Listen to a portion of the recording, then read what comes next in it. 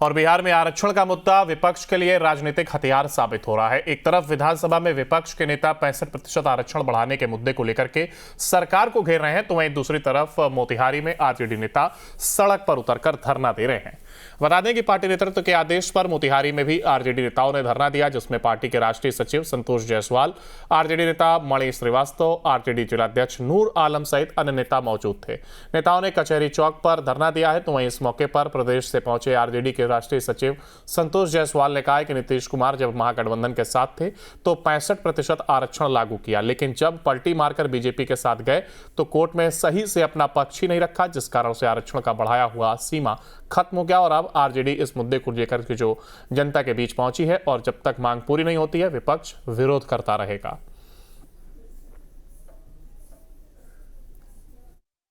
विगत वर्ष 2 अक्टूबर को गांधी जयंती के अवसर पे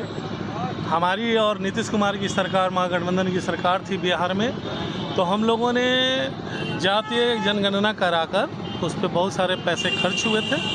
और जातीय जनगणना का मूल उद्देश्य था कि जिसकी जितनी संख्या होगी उस हिसाब से हम आरक्षण का प्रावधान को बढ़ाएंगे। लेकिन जैसे ही सरकार ने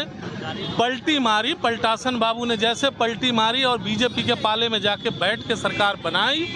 वैसे ही इन्होंने बैकडोर से हाई कोर्ट में केस को अच्छा से नहीं रखा, स्टैंड को,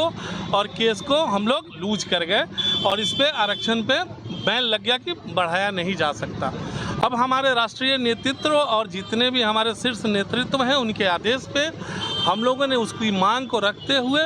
लोगों के बीच आए हैं, लोगों को जागरूक करेंगे और हमें 65% का जो आरक्षण चाहिए वो हम लेके रहेंगे।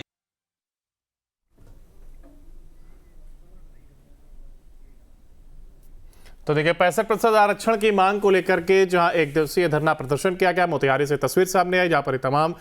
लोगों के द्वारा धरना प्रदर्शन किया गया और आरक्षण को लेकर के प्रदर्शन हुआ है। 65% आरक्षण को लेकर के आरजेडी धरना दे रही है और देखिए लगातार आरक्षण को लेकर के सदन के बाहर भी हंगामा किया गया, तो वहीं मोतिहारी से तस्वीर सामने आई जहां पर नेताओं के द्वारा यह प्रदर्शन किया गया है और मुद्दे को उठाने का यह काम लगातार आरजेडी की ओर से किया जा रहा है।